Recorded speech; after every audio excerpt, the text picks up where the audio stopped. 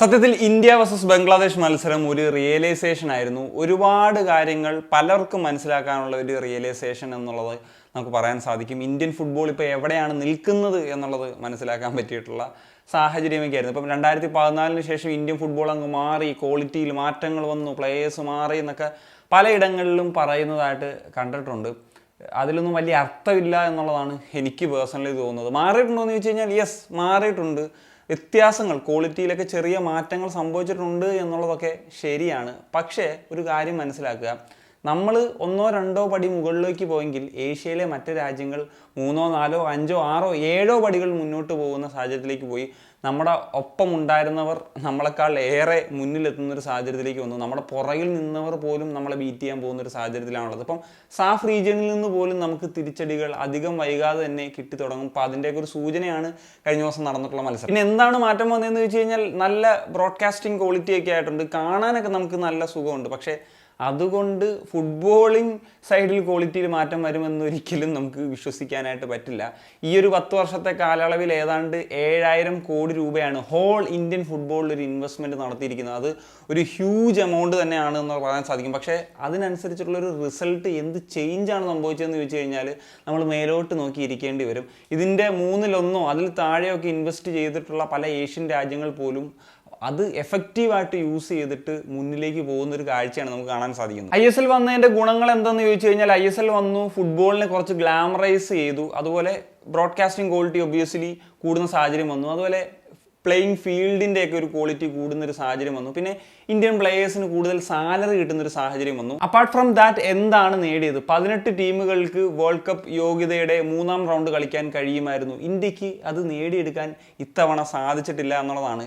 Numbers കൂട്ടിയിട്ട് പോലും ടീമുകൾക്ക് കളിക്കാൻ പറ്റുന്ന സാഹചര്യം പറ്റിയില്ല. ഒരു സൂപ്പർ സ്റ്റാറിനെ പോലും ഈ ഒരു കാലയളവിൽ ഇന്ത്യൻ ഫുട്ബോളിന് കോൺട്രിബ്യൂട്ട് ചെയ്യാനായിട്ട് സാധിച്ചിട്ടില്ല എന്നുള്ളതാണ്. ഉസ്ബെക്കിസ്ഥാൻ, ജോർദൻ പോലെയുള്ള ടീമുകൾ ടോപ്പ് ഏഷ്യൻ നേഷൻസ് എന്ന നിലയിൽ വളർന്നു കഴിഞ്ഞു. നമുക്ക് ടോപ്പ് ഏഷ്യൻ നേഷൻ എന്നതിനപ്പുറത്തേക്ക് നമ്മുടെ പുറകിലൊക്കെ കടക്കുന്ന ബംഗ്ലാദേശിനോടോ മറ്റ് പല രാജ്യങ്ങളോടോ പോലും നമുക്ക് കോമ്പീറ്റ് ചെയ്യാൻ പറ്റുന്നില്ല എന്നുള്ള സാഹചര്യമാണുള്ളത്. ഈ ഒരു കാലയളവിൽ ഏതെങ്കിലും ഒരു പ്ലെയർക്ക് യൂറോപ്പിലെ ഒരു ടോപ്പ് ലെവലിൽ കളിക്കാൻ സാധിച്ചോ? ടോപ്പ് ലെവൽ പോയിട്ട് ടോപ്പ് ലീഗ്സിന്റെ ഒരു സെക്കൻഡ് ടയറിലെങ്കിലും കളിക്കാൻ സാധിച്ചോ എന്നുള്ളതും ഒരു ബിഗ് ക്വസ്റ്റ്യൻ ആണ്. ഈസ്റ്റ് ബംഗാൾ കഴിഞ്ഞ ദിവസം AFC കപ്പിന്റെ നോക്കൌട്ട് ഫേസിൽ തുർക്കമനിസ്ഥാൻ ക്ലബിനെതിരെ കളിച്ച് പൊട്ടി പുറത്താകുന്ന സാഹചര്യം വന്നു. ഇത് നമ്മൾ പലപ്പോഴും കാണുന്നതാണ്, ഇങ്ങനത്തെ തുർക്കമനിസ്ഥാനോ അല്ലെങ്കിൽ ആ റീജിയൻസിലുള്ള രാജ്യങ്ങളിലെ ക്ലബ്ബുകളുമായിട്ട് ഇന്ത്യൻ ക്ലബ്സ് തോൽക്കുന്നത്. പലപ്പോഴും അവരുടെ ടീമുകൾ കളിക്കുന്നത് മുഴുവൻ അവരുടെ ഡൊമസ്റ്റിക് പ്ലേയേഴ്സ് ആയിരിക്കും. നമ്മൾ 6 വിദേശ താരങ്ങളൊക്കെ ആയിട്ട് കളിച്ചിട്ട് കൂടി അവർക്കെതിരെ ജയിക്കാൻ പറ്റുന്നില്ല. അവർക്ക് വലിയ ഗ്ലാമറസ് ആയിട്ടുള്ള ലീഗോ അങ്ങനെ ഭയങ്കര ഹൈ സാലറിയോ ഒന്നും മേടിക്കുന്ന പ്ലേയേഴ്സോ ഒന്നും അല്ല ഉള്ളത്. പക്ഷേ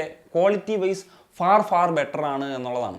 അതുപോലെ കിർഗിസ്ഥാൻ എന്ന് പറയുന്ന രാജ്യം 8 വർഷങ്ങൾക്ക് മുമ്പ് ഇന്ത്യ അവരെയൊക്കെ പരാജയപ്പെടുത്തിയാണ് AFC ഏഷ്യൻ കപ്പിൻ്റെ ഒരു സ്പോട്ട് ഉറപ്പിക്കുന്ന സാഹചര്യം വന്നത്. ഇന്ന് കിർഗിസ്ഥാൻ എവിടെയാണ് നിൽക്കുന്നത് എന്നറിയാവൂ? വേൾഡ് കപ്പിൻ്റെ 3ാം റൗണ്ടിൽ അവർ 4ാം റൗണ്ടിലേക്ക് കടക്കാനുള്ള ആ ഒരു സാധ്യത ഇപ്പോഴും നിലനിർത്തി നിൽക്കുന്നു. ഇന്ത്യ ഇപ്പോഴും ഏഷ്യൻ കപ്പിൻ്റെ പോലും സാധ്യത എന്താണെന്ന് അറിയാത്തൊരു സാഹചര്യമാണുള്ളത്.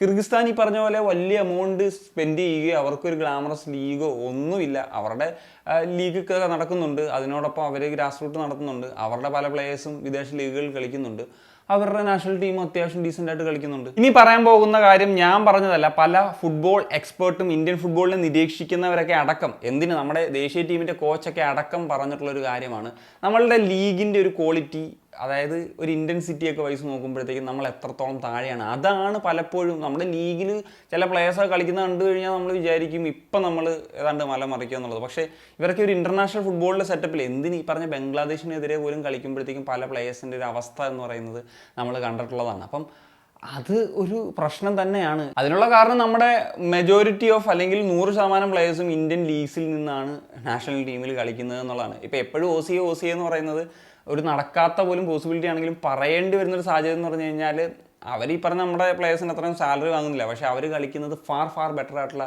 ലീഗ്സിലാണ്. അത് ഇവിടെ വന്ന് കളിക്കുമ്പോഴത്തേക്കും ഉണ്ടാകുന്ന ഒരു ബെനിഫിറ്റ് ഇന്ത്യൻ ഫുട്ബോളിന് മൊത്തത്തിൽ ഉണ്ടാകുക എന്നുള്ള കാര്യത്തിലാണ്. ഇനിയിപ്പോൾ നമ്മുടെ ഒരു OCA ഒന്നും വേണ്ട, നമ്മുടെ ഗ്രാസ് റൂട്ടിൽ തന്നെ ഇത് പ്ലേയേഴ്സ് ഉണ്ടാകട്ടെ. അങ്ങനെ ഇപ്പം ഈ 10 വർഷം ഇത് വന്നിട്ട് മാറ്റം ഉണ്ടായില്ലേ, ഇനി എന്ത് മാറ്റമാണ് വരുന്നതെന്നുള്ളത് നോക്കാം. ഇനി അങ്ങനെ തന്നെ ടാലൻസ് വന്നാലും അവരും ഈ പറഞ്ഞതുപോലെ ഇപ്പം ഹൈ പെയ്ഡ് ആയിട്ടുള്ള ഒരു ലീഗാണ് നമ്മുടെ. അപ്പം ഈ ലീഗിൽ തന്നെ കളിക്കും. അപ്പോൾ ഇപ്പം മനോലയൊക്കെ പറഞ്ഞതുപോലെ നമ്മുടെ under-13 under-16 ഒക്കെ ലെവല് യൂറോപ്പിലുള്ള പല ടീംസുമായിട്ടും വലിയ വ്യത്യാസമില്ല. പക്ഷേ അവർ പിന്നെ കളിക്കാൻ പോകുന്നത് ഇന്റൻസിറ്റി കുറഞ്ഞിട്ടുള്ള ലീഗിലാണ്. അപ്പോൾ അവരുടെ ക്വാളിറ്റിയിലും ഈ പറഞ്ഞ പോലെ ഒരു ഡിപ്പ് സംഭവിക്കും. അത് ഇന്ത്യൻ ഫുട്ബോളിനെ ബാധിക്കും. എന്താണെങ്കിലും പ്ലേയേഴ്സിന് അല്ലെങ്കിൽ ഇന്ത്യൻ ഫുട്ബോളിൽ ISL ഇങ്ങനെയൊക്കെയുള്ള വർക്ക് ചെയ്യുന്നവർക്ക് സാലറി കിട്ടുന്നു, നല്ല സാലറി കിട്ടുന്നു എന്നുള്ളത് തന്നെയാണ് ഇതിൻ്റെ ഒരു ഗുണം എന്ന് പറയുന്നത്. അതിനപ്പുറത്തേക്ക് എന്ത് ഗുണം എന്നുള്ളത് നമുക്ക് എപ്പോഴും ചിന്തിക്കും. ഇന്ത്യൻ ഫുട്ബോളിന് മൊത്തത്തിൽ എന്ത് ഗുണം കിട്ടി എന്നുള്ളത്. ഇപ്പം ലീഗ് മൊത്തത്തിൽ നഷ്ടത്തിലാണ്, ക്ലബ്ബുകളാണെങ്കിൽ ലാഭത്തിൽ പോയിട്ട് ഓരോ വർഷം നഷ്ടത്തിൽ തന്നെയാണ് ഒക്കൊണ്ടിരിക്കുന്നത്. അപ്പം ഇതിൻ്റെയൊക്കെ ഭാവി എന്തായി തീരുമെന്നുള്ളത് ഒരു ചോദ്യം തന്നെയാണ്. അതുകൊണ്ട് തന്നെയാണ് പറയുന്നത്, ഇതൊരു ഒരിക്കലും നമുക്ക് പറയാൻ പറ്റില്ല റൈറ്റ് ഡയറക്ഷനിലാണ് നമ്മളുടെ ഇന്ത്യൻ ഫുട്ബോൾ പോകുന്നത്. ഏത് തരത്തിലും ഗ്രാസ് റൂട്ട് ആണെങ്കിലും ലീഗ് സ്ട്രക്ചർ ആണെങ്കിലും ഒക്കെ. പിന്നെ എന്തുകൊണ്ട് നമ്മുടെ താരങ്ങൾ വിദേശ ലീഗുകളിലേക്കൊക്കെ പോകുന്നില്ല എന്ന് വെച്ച് കഴിഞ്ഞാൽ ഞാൻ പറഞ്ഞല്ലോ, ഇപ്പോൾ നമ്മളുടെ ലീഗിൽ അത്യാവശ്യം പ്ലേയേഴ്സിന് നല്ല സാലറി കിട്ടുന്നുണ്ട്. അറ്റ്ലീസ്റ്റ് നമ്മുടെ പ്ലേയേഴ്സ് ഇപ്പം മറ്റു പല ഏഷ്യൻ രാജ്യങ്ങളിലെയും താരങ്ങളൊക്കെ ആണെങ്കിൽ യൂറോപ്പിലെ ടോപ്പ് ലീഗുകളിലെ സെക്കൻഡ് ഡയസിലൊക്കെ പോയി കളിക്കാറുണ്ട്. അതല്ലെങ്കിൽ അതിന് താഴെ കളിക്കാറുണ്ട്. അല്ലെങ്കിൽ മറ്റ് ലീഗുകളൊക്കെ ഉണ്ടല്ലോ, ഇപ്പോൾ നോർവേയോ ബെൽജിയമോ ഡെൻമാർക്കോ ഇങ്ങനെയൊക്കെ തുടങ്ങിയിട്ടുള്ള പല രാജ്യങ്ങളിലും ടോപ്പ് ടയറിലൊക്കെ കളിക്കാറുണ്ട്. അപ്പോൾ സംഭവം എന്ന് വെച്ച് കഴിഞ്ഞാൽ ഇപ്പം ഇവിടുത്തെയൊക്കെ സാലറി നമുക്ക് നോക്കാം. ഇപ്പോൾ ചാമ്പ്യൻഷിപ്പ് എന്ന് പറഞ്ഞു കഴിഞ്ഞാൽ പ്രീമിയർ ലീഗിന് തൊട്ട് താഴെ നിൽക്കുന്ന ലീഗാണ്. അവിടുത്തേക്ക് ഒരു ആവറേജ് പ്ലെയറിൻ്റെ സാലറി എന്ന് പറഞ്ഞു കഴിഞ്ഞാൽ 4.5 കോടി മുതൽ 5 കോടി രൂപ വരെയാണ്. അത് കഴിഞ്ഞ് സെഗുണ്ട എടുക്കാം, ലാലിഗയുടെ താഴെയുള്ള ലീഗാണ്. അപ്പോൾ അവിടുത്തെ ഒരു ആവറേജ് സാലറി എന്ന് പറഞ്ഞാൽ 2.5 കോടി മുതൽ 3 കോടി വരെയാണ്. അതുപോലെ ഇറ്റാലിയൻ സീരിയ ബിയിലെ സാലറി എന്ന് പറഞ്ഞു കഴിഞ്ഞാൽ 4 കോടി മുതൽ 5 കോടി രൂപ വരെയാണ്. ബുണ്ടസ് ലീഗ 2-ലെ ആവറേജ് സാലറി എന്ന് പറഞ്ഞു കഴിഞ്ഞാൽ 2.5 കോടി മുതൽ 3.5 കോടി വരെയാണ്. ഫ്രഞ്ച് ലീഗ് 2-ലെ ആവറേജ് സാലറി എന്ന് പറഞ്ഞു കഴിഞ്ഞാൽ 1.25 കോടി മുതൽ 1.5 കോടി വരെയാണ്. യൂറോപ്പിലെ മറ്റ് ലീഗുകൾ ഞാൻ നേരത്തെ പറഞ്ഞിട്ടുള്ള ബെൽജിയമോ ഡെൻമാർക്കോ അങ്ങനെയൊക്കെ തുടങ്ങിയിട്ടുള്ള പല ലീഗുകളിലൊക്കെ പോയാലും ഇതിനോടടുത്ത സാലറിയൊക്കെ തന്നെ ആയിരിക്കും കിട്ടുക. എന്നാൽ നമ്മുടെ ഇന്ത്യൻ പ്ലേയേഴ്സിൻ്റെ സാലറി എന്ന് പറഞ്ഞു കഴിഞ്ഞാൽ ഇവിടെ 1 കോടിക്കും 2 കോടിക്കും ഇടയിലാണ് മിക്ക ഇന്ത്യൻ പ്ലേയേഴ്സിൻ്റെ ഒരു സാലറി എന്ന് പറയുന്നത്. അതിന് മുകളിൽ 2 കോടിക്കും 3 കോടിക്കും മുകളിൽ സാലറി മേടിക്കുന്ന 10-ന് മുകളിൽ താരങ്ങളുണ്ടെന്ന് പറയാം. എന്തിന് 4 കോടി രൂപ വരെ വാങ്ങുന്ന പ്ലേയേഴ്സ് ഇവിടെ ഉണ്ട് എന്നുള്ളതാണ്. അപ്പം ഈ സാഹചര്യത്തിൽ എങ്ങനെയാണ് നമ്മുടെ പ്ലേയേഴ്സ് ഒരു കംഫർട്ട് സോൺ വിട്ടിട്ട് മറ്റൊരു ലീഗിലേക്ക് പോവുക? ഞാൻ ഒരിക്കലും പ്ലേയേഴ്സിൻ്റെ ഭാഗത്തുനിന്ന് കുറ്റം പറയത്തില്ല. കാരണം അവർക്ക് ഒരു കുറഞ്ഞ ടൈം പീരീഡ് ആണുള്ളത്. അവർ മാക്സിമം ഏൺ ചെയ്യുക എന്ന് പറയുന്നൊരു ലക്ഷ്യമായിരിക്കും ഉള്ളത്.